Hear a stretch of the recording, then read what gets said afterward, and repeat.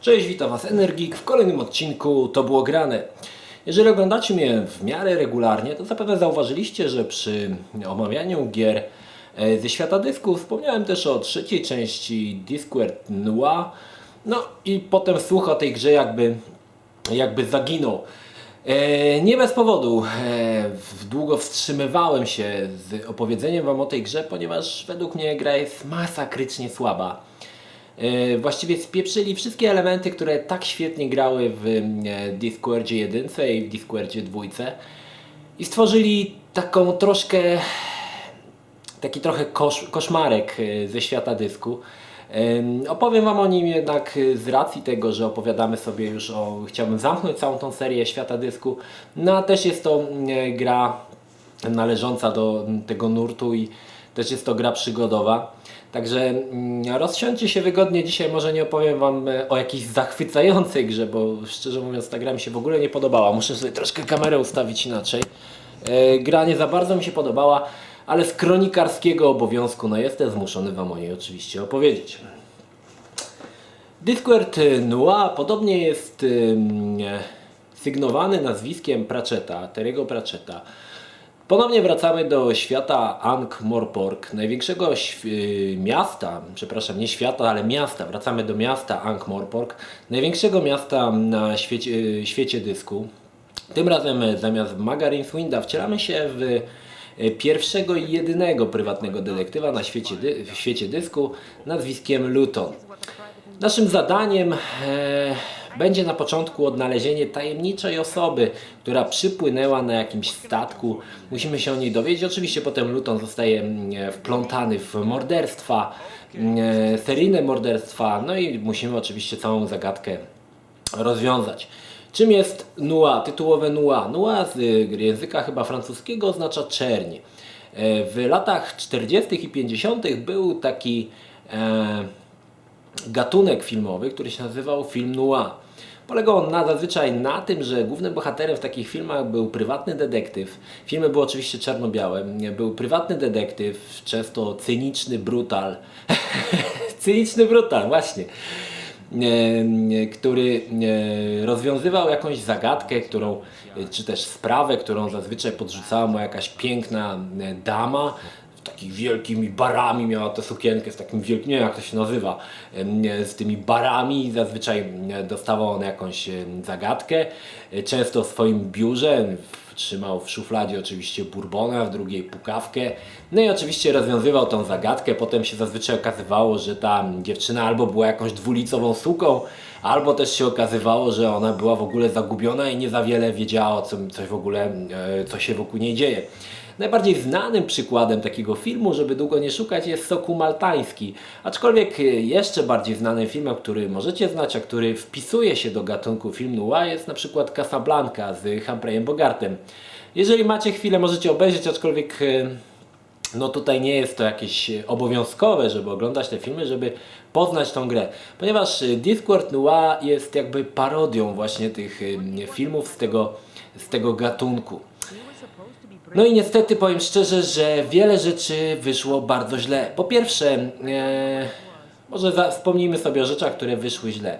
Po pierwsze, zrezygnowano z Maga Rincewinda, z bohatera, który był naprawdę świetnym bohaterem gier komputerowych, tchórzliwy i pierdołowaty mag, który wplątywał się w coraz większe kłopoty. Dodatkowo podkładał mu głos oczywiście Eric Idle. Fajnym bohater. Zrezygnowano na rzecz właśnie tutaj prywatnego detektywa Lutona. Druga rzecz, która mnie odrzuciła, to grafika. Grafika w pierwszej i drugiej części była grafiką dwuwymiarową. Grafika dwuwymiarowa ma to do siebie, że praktycznie w ogóle się nie starzeje. Nawet oglądając pierwszą część Discworlda w rozdzielczości 320 na 240, czyli w tej niskiej rozdzielczości, nadal potrafią zachwycić nas ręcznie rysowane tła czy animacja postaci. Nie wspominając oczywiście o drugiej części, gdzie animacja postaci stała na wiele wyższym poziomie i było wszystko takie komiksowe. Ta grafika się w ogóle nie zestarzała. Natomiast w trzeciej części autorzy prawdopodobnie postanowili iść, nie wiem, za ciosem bądź podążać za technologią i zdecydowali się na wyrenderowanie wszystkich lokacji w 3D. Wyrenderowanie wszystkich postaci w 3D, a jedyną postacią jakby ruchomą, która się porusza po lokacjach i jest w pełnym 3D, to znaczy nie jest wyrenderowana, tylko jest w pełnym 3D, jest nasz główny bohater. Podobny sposób zdecydowano się stworzyć na przykład grę Blade Runner, gdzie też tła były wszystkie renderowane, a postać sama była postacią trójwymiarową. Niestety nie wyszło to. Bardzo rażą lokacje, które są bardzo takie toporne, siermiężne. Nasz główny bohater też w ogóle nie wzbudza jakiejś sympatii. Jest po prostu tak niefajnym bohaterem i tak odrzucającym, że naprawdę ciężko się w to gra. Kolejna rzecz to tytułowe noir, czyli tytułowa czerń. Czerń w grze towarzyszy nam od początku do końca. W niektórych lokacjach jest tak ciemno, że właściwie nic nie widać. Można jeździć myszką po omacku. Niestety to pogrzebało całą grę. Kolejna sprawa, mało jest sytuacji, gdzie zbieramy narzędzia, zbieramy przedmioty i ich używamy. Tak jak w zwykłej grze przygodowej. Tutaj natomiast autorzy postanowili stworzyć grę bardziej detektywistyczną. Zamiast rzeczy zbieramy ślady, zbieramy różne fakty w naszym takim jakby notatniku i potem tych faktów możemy z notatnika używać. Mało tego, możemy ich używać jako przedmioty, możemy się o nie pytać. I w ten sposób rozwiązując zagadki, jakby dodatkowe fakty zbierając. Strasznie mi się to, powiem szczerze, nie podobało. Kolejna rzecz, która została według mnie położona, to scenariusz, ponieważ dwie pierwsze części Discworlda były na podstawie jakichś książek Terry'ego Pratchetta, natomiast Discworld Noir, czasami mówię Ner albo, no tak, mówię Ner. Autorzy postanowili stworzyć własny scenariusz, który nie był na podstawie prozy Pratchetta i on w ogóle jakoś nie gra, nie klei się według mnie. Luton niby jest byłym członkiem straży z Ankh-Morpork, więc można znaleźć tutaj niewielkie korelacje pomiędzy książką na przykład Straż, aczkolwiek jest to tak nikłe, że no nie za bardzo. Pojawia się oczywiście parę znanych postaci z książek, Leonard Quirm na przykład, czy też znanych lokacji, m.in. Niewidzialny Uniwersytet ponownie, Theater Disc, ale to i tak nie wystarcza, to jest za mało. Sama gra jest dodatkowo strasznie przegadana. Ideą taką w filmach noir były tak zwane monologi głównego bohatera, który wypowiadał się jakby zza kadru. Były to takie jakby jego myśli. I tutaj też wykorzystano ten motyw, że bohater prowadzi jakby monolog, często rzucając jakieś spostrzeżenia, bądź starając się naprowadzić nas na właściwy ślad. Niestety gra jest strasznie przegadana. Czasami miałem wrażenie, że tak naprawdę to nie jest gra graficzna, ale gra tekstowa, ponieważ często jest tak, że w jednej lokacji postać jest zalupowana na około 3-sekundową animację i trwa rozmowa. Rozmowa, która potrafi trwać 10 minut, 15. Najbardziej kuriozalnym momentem jest przesłuchanie głównego bohatera, chyba pod koniec drugiego aktu, które trwa ponad pół godziny. Kamera zmienia się tak średnio co 5 minut i ogólnie animacja jest zalupowana na jakimś 3-sekundowym loopie. Wierzcie mi, że najtwardsi twardziele tego nie wytrzymają. Jest to po prostu męczące. Jasne, dialogi może nawet czasami są śmieszne, ale powiem Wam, że znużenie, które w trakcie grania w grę tak się dawało mi we znaki, że czasami nawet po prostu już nie zwracałem uwagi na to, co oni gadają, byle żeby tylko skończyli gadać i żebym mógł popchnąć fabułę do przodu. Mało jest też scenek przerywnikowych, a te, które są wyrenderowane na 3D, wygląda to słabo i dodatkowo jest wszystko ponownie czarne, nic nie widać. Także no, sama fabuła i mnóstwo elementów zostało całkowicie położonych. Gra jest strasznie trudna z racji tego, że nie można znaleźć odpowiednich przedmiotów, a dodatkowo w naszym notatniku, o który możemy zapytać właściwie każdą postać w mieście, często jest o kilkadziesiąt pozycji. Teraz przesłuchanie jednej postaci o tych iluś tam punktach, które mamy w notatniku, trwa naprawdę długo. Często nawet ponad godzinę, słuchanie wywodów i tak dalej, i tak dalej. No niestety te elementy zostały całkowicie pozbawione jakiegokolwiek radości płynącej z obcowaniem ze światem dysków, która była w poprzednich dwóch częściach. Pojechałem trochę po tej grze, no ale niestety jest to prawda. Faktem jest to, że chyba właśnie ta część Discworlda pogrzebała firmę Perfect Ten, która zaczęła naprawdę 2 dobrymi grami, która mogła w jakiś sposób dalej funkcjonować na rynku gier wydawniczych, tworząc fajne przygodówki, a pogrzebała to naprawdę słabym tytułem ze świata dysków. Nie wiem, dlaczego nie zdecydowano się ponownie użyć, nawet jeżeli nie chcieli używać Maga Rinswinda, tylko innego bohatera. Prawdopodobnie najprościej by było użyć kolejnej książki, ponieważ każda książka Pratchetta jest gotowym scenariuszem do gry komputerowej. Nie trzeba się zbytnio wysilać, żeby przekuć to na grę komputerową. Jeżeli czytaliście książki, no to pewnie wiecie, o co chodzi. Aczkolwiek no tutaj zupełnie się to nie wpisuje. No dobra, zobaczmy, co jest w pudełku. Jak widzicie, pudełko prezentuje się tak. Troszkę jest sfatygowane, ponieważ tej gry nie lubię i często nią rzucam o ścianę. Żartuję oczywiście. No jest troszkę sfatygowane, bez powodu. W środku mamy oczywiście instrukcję. Co ciekawe, instrukcja ponownie jest, wstęp do instrukcji jest ponownie napisany przez samego Terry'ego Pratchetta i to cieszy, bo Terry Pratchett ma naprawdę niesamowity humor i czytanie tych jego opowieści, tego jego wstępu, od razu na mordę wrzuca się banan. Szkoda, że tylko tutaj, bo w momencie, kiedy odpalimy grę, ten banan znika, a pojawia się Rogal.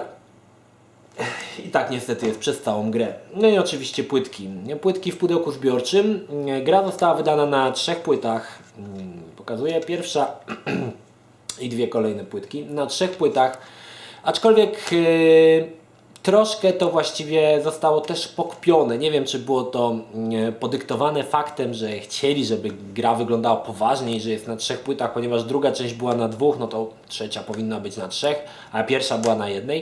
I zdecydowano się wydać ją na 3 płytach. Aczkolwiek trzecia płyta, na której jest instalacja, chyba w ogóle po zainstalowaniu gry chyba w ogóle już tej płyty nie używamy. Także tak naprawdę mogło się to spokojnie zmieścić na 2 płytach. No tak czy tak, no zrobili jak zrobili.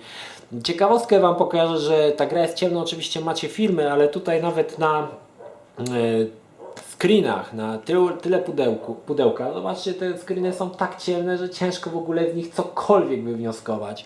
Nie wiadomo właściwie o co tutaj chodzi. No cóż, ale to nadal Discworld. Pojawia się oczywiście śmierć, bohater, który pojawia się chyba w każdej książce Terry'ego Pratchetta. Ponownie, ze znanych osób, które podkładają głos, nie pojawia się już niestety Eric Idle, ale pojawia się Robert Llewellyn, chyba on się tak nazywa.